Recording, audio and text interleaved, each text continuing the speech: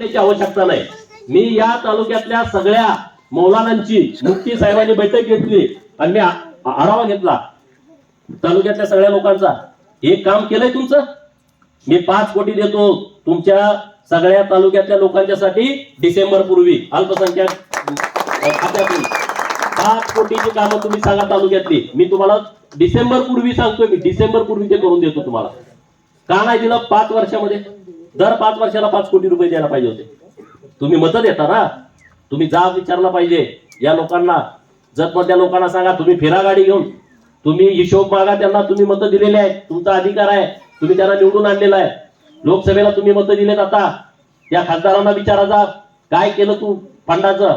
नुसतं मोठं भाषण करून गेला, याव करतो त्याव करतो फलान करतो, आता फिरतोय मतदारसंघामध्ये। का नाही तो गोळा होते? मी आज सांगतो 2029 ला ह्या विशाल पाटलाला 2 लाखाच्या फरकानं पाडतो आणि गरीब मराठा सुनील भैया सारखा उभा राहिला तरी पाडतो। यांच्या पाठीमागे मी उभा राहतो। मी आज सांगतोय 2029 च 2024 च्या नोव्हेंबर महिन्यात आहे।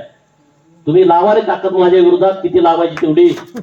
तुम्हाला किती हिंमत आहे, तुम्ही लावा ताकद आमच्या विरोधात। जत विधानसभा मतदारसंघामध्ये सगळ्यांचं डोळं इकडं, गोपीचंद पडला पाहिजे, गोपीचंद पडला पाहिजे। का रे, मी काय घर काढली तुमची? गोपीचंद पडला पाहिजे। जयंतराव गाडीत काल इस्लामपूरवरनं इकडं आला संकला, त्या गाडीत एक स्वागत होतो, दुसरा विषयच नाही, सगळ्याला फोन पडला पाहिजे। अरे कसं पडतंय? मला पाडायला लोकांनी निवडणूक हातात घेतली का? जयंतरावच्या हातात निवडणूक आहे? तुम्हाला काय लावायची अरे मी एकदम ओपन बॅट्समन आहे, मी असं लपून छपून तुमच्या पाया पडतो मला मतं द्या असं नाही। तुम्हाला काय करायचं ते करा, सगळं लावा तुम्ही ताकद। आम्ही लोकांच्या जीवावरती आहे, लोकांच्या पाठबळावरती आहे। राजकारणामध्ये 2 माणसं सक्सेस होतात, एक स्पष्ट मत मांडणारी अग्रेसिव्ह लोक, नसेल तर पाय चाटणारी। मी त्या पाय चाटणाऱ्या कॅटेगरीचा नाही। मी पाय धरेन तुमचं, मी पुढाऱ्याचं पाय धरत नाही, प्रस्थापित पुढाऱ्यांचं।